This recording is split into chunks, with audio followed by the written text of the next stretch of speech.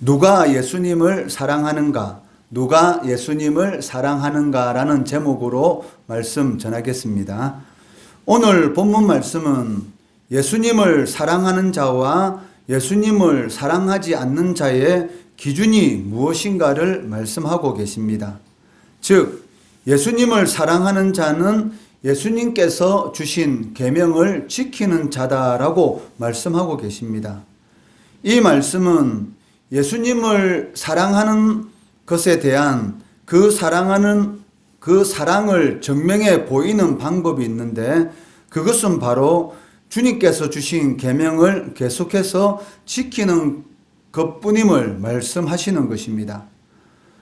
이것은 한 번 지키고 마는 것이 아니라 계속해서 지키는 사람이 진정으로 예수님을 사랑하는 사람이다라고 말씀하고 계신다는 것이죠. 사기꾼은 그 순간, 즉 단 한 번의 어떤 행위들을 통해서 마치 그 사람을 사랑하는 것처럼, 이 목숨을 내놓을 수 있는 것처럼 상대방을 이렇게 속입니다. 그런데 그 사기꾼이 하는 그런 모든 그런 행위들은 진정으로 사랑하는 것이 아니라는 것이죠. 마찬가지로 예수님을 진정으로 사랑하는 사람은 주님께서 하신 말씀을 자신의 필요에 의해서 한 번 지키고 마는 것이 아니라 그 말씀이 자신의 상황과는 맞지 않는다 할지라도, 비록 자신의 상황과는 전혀 더 어려운 그러한 길로 마치 자신을 이끌어가는 것처럼 느껴지는 그런 상황 가운데 있다 할지라도 계속해서 주님의 말씀을 지키는 사람, 그 사람이 진정으로 예수님을 사랑하는 사람이다라고 할 수가 있다는 것이죠. 우리가 순교자라는 그런 말을 하고 있습니다. 그러니까 순교자는 어떤 사람입니까? 자신의 목숨이 위기에 처했을 때에 주님을 한번 부인하면 살 수 있습니다. 그렇지만 그 한 번 부인하면 자신의 목숨을 구할 수 있는 그런 상황 가운데 있을지라도 주님을 부인하지 않는, 끝까지 주님을 사랑하는 그런 사람이 진정으로 주님을 사랑하는 사람이다라고 할 수가 있다는 것이죠. 이것을 21절에서 말씀하고 있는데, 21절 말씀해 보시면, 나의 계명을 지키는 자라야 나를 사랑하는 자니 나를 사랑하는 자는 내 아버지께 사랑을 받을 것이요 나도 그를 사랑하여 그에게 나를 나타내리라 라고 말씀하고 계십니다. 주님께서는 주님의 계명을 충실히 지키는 자에게 이 두 가지 축복의 약속을 해주시고 계십니다. 첫 번째는 예수님에 관해서 잘 알게 되고 예수님과 친밀한 교제를 나누게 된다는 것이죠. 이것을 21절 하반절에서 말씀하고 계시는데, 그에게 나를 나타내리라 라고 말씀하고 있다는 것입니다. 즉, 예수님께서 주신 계명을 지키는 것이 바로 예수님을 사랑하는 그러한 방법인 동시에 예수님을 가장 잘 알게 되는 길이다라는 것을 말씀하고 있다는 것입니다. 예수님을 사랑하지 않는 자가 예수님을 가장 잘 안다는 그것은 말이 되지 않죠. 남자와 여자가 서로 사랑하게 되면 상대방에 대해서 속속들이 알게 됩니다. 왜냐하면 사랑하게 되면 그 상대방에 대해서 관심을 많이 가지게 되죠. 그 사람이 무슨 음식을 좋아하고 그 사람의 하루의 일정이 어떻게 되는지, 왜냐하면 그 일정을 잘 알고 있을 때에 그 틈나는 시간을 통해서 서로 만나고 서로 교제하고 서로 기쁨의 시간을 나눌 수 있지 않겠습니까?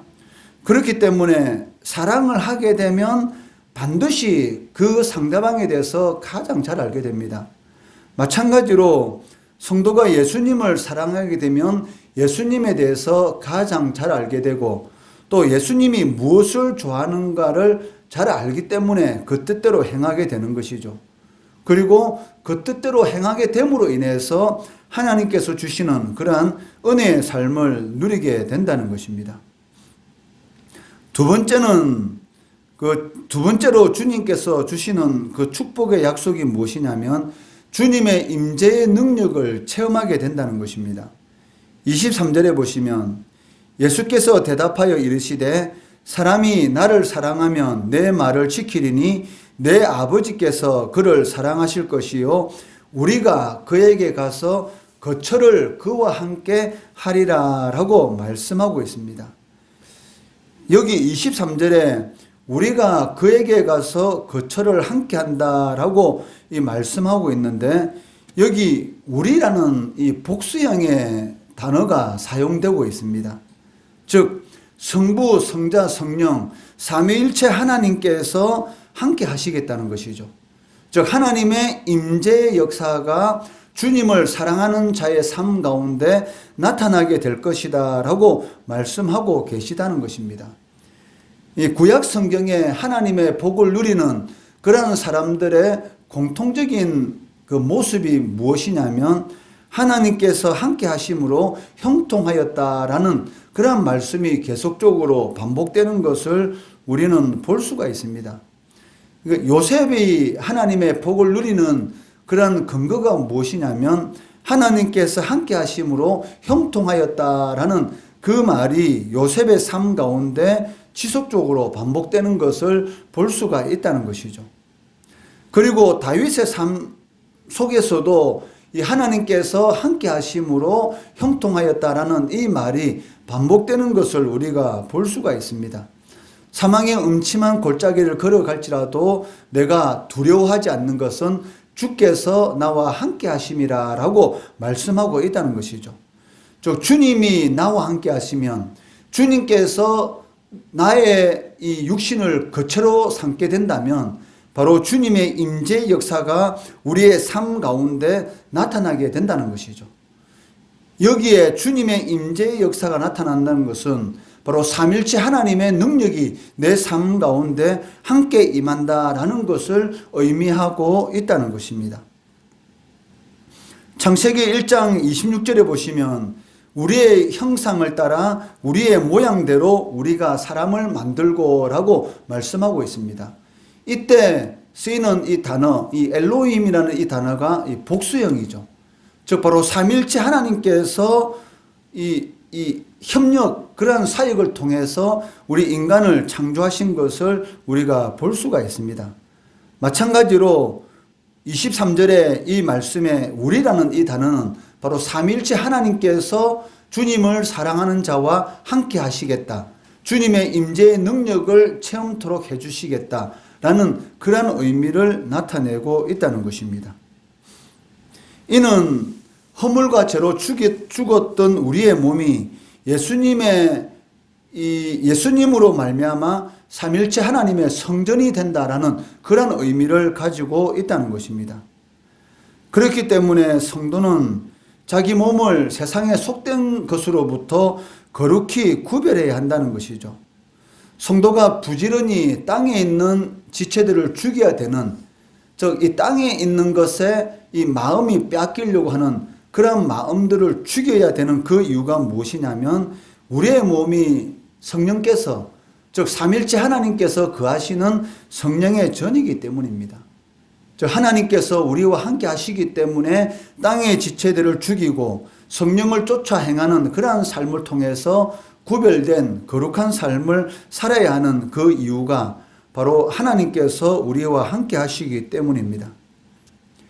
그렇다면 당연히 예수님을 사랑하지 않는 자들의 특징은 예수님께서 주시는 계명을 지키지 않는다는 것입니다.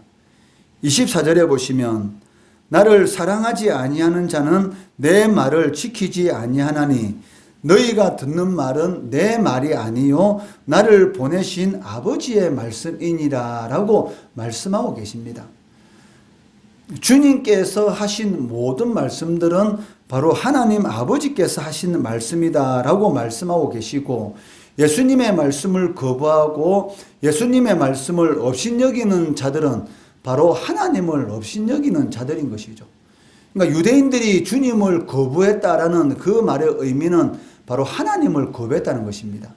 그러니까 자신들은 하나님을 안다고 말을 하고 있지만 실질적으로는 하나님을 알지 못했던 것이죠. 그러한 그런 이 폐역한 그런 죄를 저지르고 있었다는 것을 우리는 알 수가 있습니다. 그런데 예수님을 사랑하는 자가 계명을 지킨다라는 이 말씀은 이미 15절에서도 하신 말씀입니다. 15절 말씀을 보더라도 나를 사랑하는 자는 나의 계명을 지킨다라고 이미 말씀을 하셨습니다. 그런데 21절, 23절 이렇게 계속적으로 반복되고 있는데 그 이유가 무엇이냐면 이 15절과 21절, 23절 말씀해 보시면 중요한 말씀이 삽입되어 있습니다. 즉 다른 보혜사를 주셔서 영원토록 우리와 함께 하시도록 하시겠다는 그런 말씀이 그 중간에 삽입되어 있다는 것이죠. 16절 말씀해 보시면 내가 아버지께 구하겠으니 그가 또 다른 보혜사를 너희에게 주사 영원토록 너희와 함께 있게 하리니 라고 말씀하고 있습니다. 그냥 보혜사라고 말씀하시지 않고 또 다른 보혜사라고 예수님께서 말씀하고 계시는데 그 이유가 무엇이냐면 예수님 또한 보혜사이기 때문입니다. 그러니까 예수님도 보혜사죠. 파라클레토스, 즉 예수님 자신이 보혜사이시기 때문에 예수님께서 성천하신 이후에 또 다른 보혜사, 즉 나와 이 독립적인 인격을 가지고 계신 성령 하나님, 또 다른 보혜사를 너희에게 보내주겠다라고 말씀하고 있다는 것이죠. 이 16절에 나를 사랑하는 자가 내 계명을 지킨다라는 이 말씀이 반복되는 가운데 이 성령에 대해서 이 말씀이 삽입되어 있는 그 중간에 이 말씀을 하시는 그 이유가 무엇이냐면 그 제자들이 예수님을 사랑한다라고 말을 했습니다. 그렇지만 실질적으로는 자신이 어려운 상황 가운데 처했을 때에 어떤 모습을 보였습니까? 예수님을 위해서 내 목숨을 버리겠다라는 이 말은 베드로만 한 말이 아니고 다른 제자들도 똑같이 한 말이었어요. 사실은 베드로가 내가 주님을 위해서 목숨을 버리는 데까지 주님을 따라가겠습니다 라고 말씀을 하셨을 때에 다른 제자들도 거기에 대해서 동의했던 것이죠. 그런데 막상 예수님이 십자가 순환을 당하는 그 순간에는 모든 제자들이 다 도망가였고, 그리고 베드로는 예수님을 3번이나 부인하는 그러한 일이 있었다는 것입니다. 그 이유가 무엇이냐면 그 예수님에 대한 이 진리에 대한 확신, 그러한 하늘나라의 소망에 대한 그런 확신이 없었다는 것이죠. 그렇기 때문에 주님을 사랑하는 자는 내 계명을 지킬 것인데, 주님을 사랑한다는 것은 사람의 의지와 노력과 경험으로는 되지 않는다는 것이죠. 즉 바로 성령 하나님이 우리의 삶 가운데 함께 하실 때에, 우리에게 임재하실 때에 바로 어떤 상황 가운데 있다 할지라도 두려워하지 않고 주님을 사랑할 수 있는 그러한 능력이 이 예수 믿는 사람들의 삶 가운데 나타나게 된다는 것입니다. 그렇기 때문에 나를 사랑하는 자가 내 계명을 지킬 것인데 그것은 너희 힘대로 되는 것이 아니다. 즉 모든 하나님의 일들, 하나님을 사랑하는 이런 모든 것들은 누구에 의해서 이루어지는 것입니까? 바로 하나님에 의해서, 즉 성령 하나님에 의해서 그런 일들이 이루어질 수가 있다는 것이죠. 그렇기 때문에 예수님께서는 또 다른 보혜사를 너희에게 주시겠다라고 말씀하고 계시는 것입니다. 여기 보혜사라는 이 단어는 곁에 서 계시는 분이시다라는 그런 의미를 가지고 있어요. 예수님께서 육신을 입고 세상에 계실 때에 항상 제자들 곁에 계셔서 제자들이 어려운 일을 겪었을 때에 그 어려운 일을 해결해 주시고 또 하나님의 나라의 복음이 무엇인가 이 진리에 대해서 깨닫게 해 주셨습니다.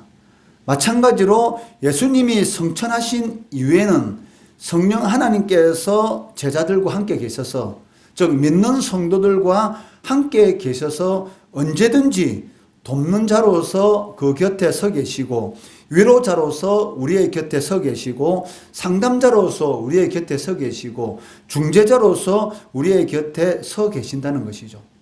즉 우리가 도움이 필요할 때마다 언제든지 돕기 위해서 우리 곁에 서 계시는 분, 바로 그분이 또 다른 보혜사, 즉 성령 하나님이시다라고 말씀하고 있습니다. 물론 성령 하나님께서 주도적으로 우리를 위해서 곁에 서 계셔서 모든 사역들, 즉 예수님께서 말씀하신 모든 진리들을 깨닫게 해주시고 그 말씀에 순종할 수 있도록 우리를 이끌어 주시는 것이죠. 그렇지만 이러한 모든 사역들은 성령 하나님의 단독 사역이 아니고 삼위일체 하나님의 협력 사역입니다. 그렇지만 성령 하나님께서 주도적으로 역사하고 계시기 때문에 또 다른 보혜사다라고 이렇게 말씀하고 계신다는 것이죠. 성령 하나님의 인도하심에 순종하는 사람들이 바로 주님을 사랑하게 될 것이고, 주님의 임재 역사를 체험함으로 인해서 어떤 상황 가운데 처할지라도 천만인이 둘러 진치는 그런 두려움 가운데 있을지라도 두려워하지 않는 그런 임재 역사를 체험하게 된다는 것입니다. 그리고 성령 하나님께서 하시는 그 사역의 본질이 무엇이냐면 성도들을 모든 진리 가운데로 인도하시는 분이시다. 즉 진리의 영이시다라고 말씀하고 계십니다. 17절에 보시면 그는 진리의 영이라 세상은 능히 그를 받지 못하나니 이는 그를 보지도 못하고 알지도 못함이라. 그러나 너희는 그를 아나니 그는 너희와 함께 거하심이요 또 너희 속에 계시겠습니다 라고 말씀하고 계신다는 것이죠. 세상 사람들은 성령을 알지 못합니다. 왜냐하면 오직 거듭난 사람들만이 성령께서 그 속에 내주하고 계시고 성령이 어떤 분이신지를 알 수가 있다는 것이죠. 오늘도 성령의 인도를 쫓는 사람들에게 매일 매순간 주님께서 그 곁에 서 계시고, 우리가 고통 가운데, 힘든 가운데, 어려운 가운데, 아무도 모르는 사람들 가운데서 너무나 고통스러워서 울고 있을 때에 우리를 돕는 자로 서 계시고, 위로자로 서 계시고, 어떻게 할 바를 모를 때에 상담자로 서 계시고, 그리고 중재자로서 우리 곁에 항상 서 계신다는 것입니다. 그렇기 때문에 성도는 외롭지 않습니다. 어떤 상황 가운데 있을지라도, 모든 사람들이 나를 실망시키고 나를 배반한다 할지라도 나 혼자 있는 것 같지만 주님은 항상 우리 옆에 계셔서 우리를 돕고 계신다는 것이죠. 욥이 자신의 가장 친한 친구까지 자신을 배신하고 자신을 죄인으로 취급하고 너가 숨겨놓은 죄가 있기 때문에 그런 고통을 당한다라고 말을 할 때에, 그런 고통 가운데 있을 때에, 그리고 욥이 한참 잘 나갈 때에 자기의 도움을 받은 모든 사람들이 자신에게 손가락질하고 조롱을 할 때에 그런 상황 가운데 있을지라도 욥이 결코 낙심하지 않고 이겨나갈 수 있었던 그런 그 힘이 무엇입니까? 어떤 상황 가운데 있을지라도 주님께서 나의 가는 길을 다 알고 계신다는 것이죠. 그렇기 때문에 이 단련의 이런 시간들이 지나게 되면 불순물이 하나도 없는 그런 정금과 같은 사람으로 내가 반드시 세워질 것이다. 주님께서 나의 가는 길을 다 알고 있기 때문에, 나의 가는 길을 다 알고 계시기 때문에 이러한 단련의 시간이 지나고 나면은 내가 불순물이 없는 그런 믿음의 사람으로 세워질 것이다 라는 그런 고백을 하는 것을 보게 되는 것이죠. 사람은 나를 버릴지라도 하나님은 나와 항상 함께 하고 계신다는 것이죠. 자신의 태에서 난 그 육신의 어머니는 나를 잊을지라도 하나님은 나를 잊지 않는다. 우리의 이름을 손바닥에 새겨 놓았다라고 말씀하고 계십니다. 그렇기 때문에 혹 오늘의 삶 가운데 힘들고 고통스러운 그런 일이 있다 할지라도, 다른 사람은 나를 모른다 할지라도 나의 곁에 서 계시는 주님은 다 알고 계십니다. 그리고 가장 좋은 때에 나를 붙들어 주시고 다시 회복시켜 주시고 위로해 주신다는 것이죠. 이러한 주님을 끝까지 신실하게 신뢰하시고 이러한 은혜를 누리시는 우리 성도 되시기를 주의 이름으로 축원합니다.